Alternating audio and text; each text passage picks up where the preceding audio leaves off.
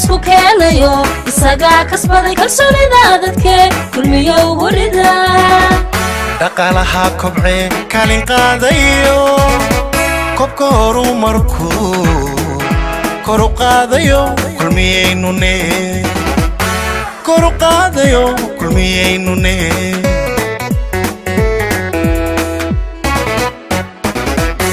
kulmiya bulshada isku keenayo waxaynu nahay inagu xisbul xaakimkii waxaynu ilaalinaynaa nabadgelyada waxaynu dadka u horseedaynaa anshaxa wanaagsan waxaynu ilaalinaynaa dhaqankeenna suuban iyo diinteenna ayaynu ilaalinaynaa waa inaynu tusaale wanaagsan u noqonnaa xisbiyada kale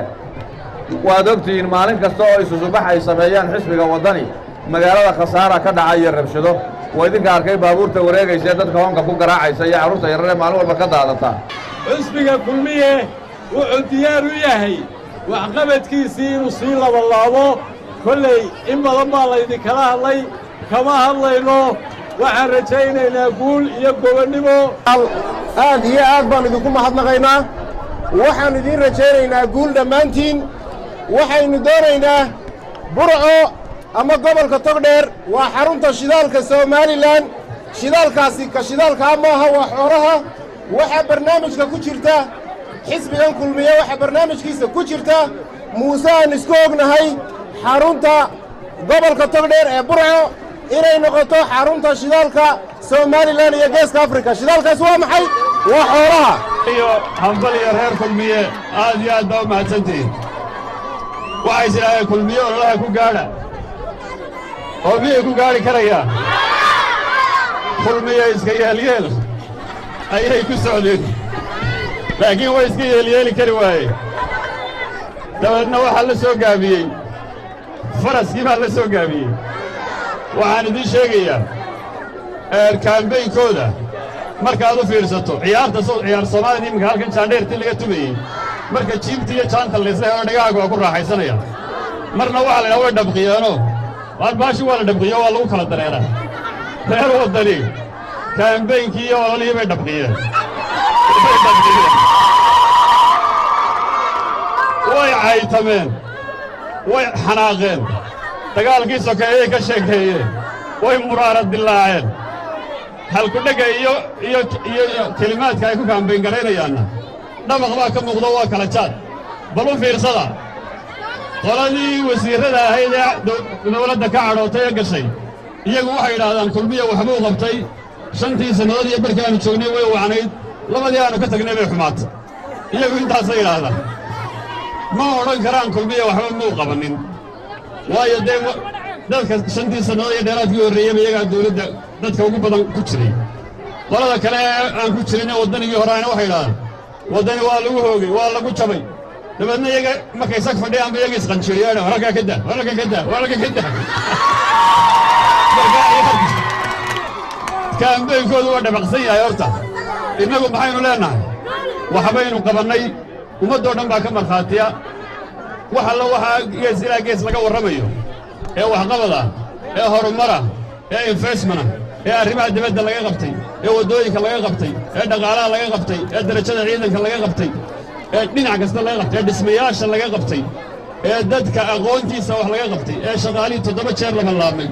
ee jaamacaduhu bateen waxaasoo dhammi waa tacabkii kulmiye waddooyinku waa tacabkii kulmiye waa waxqabad aan la dafiri karin maxaynu u baahannahay qolada dhabqanaysaa inaanay somalilanna dhabqin dhabaqa in laga ilaaliyo in kulmiya uu sii wado waxqabadkiisa iyo horumarkiisa iyo taageerada uu sii wado in kulmiye la doorto haddii meel kale lagu eedeeyana 3 masalo hadday iska daayaan ama ay iska daayaan oo tuhun dhalinaya dee xamarta lagu eedaynayo dee waxa weeye iyaga tuhunka markaa qaba mid waxa weeye horta iyagoo somalilan ka hadlaya oo xamar ama koonfur dhaliya horta marka ugu horraysa waxaa maanta halkan hortiinna ka hadlay rag iyo hablaba dhallinyaradii ururadii ka soo digarrogtay ururka waddani xisbiga kulmiye ku soo biiray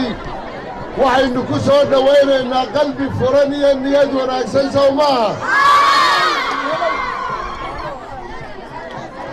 arrintii iyo qaabkii ay kaga yimaadeen waddanina halkanay sheegeen madaxdii halkan idinkala hadashay ayaa hadalkii dhammeeyey xusbiga kulmiye muddadii hore uu dalka xilka u hayey barnaamij siyaasadeed oo tafatiran buu la yimi kaasuu ku soconayey maantana waxaa haysaan barnaamijkiisii tafatirnaaye uu maxaanku dhahdaye dalka ku maamulayey waxaynu doonaynaa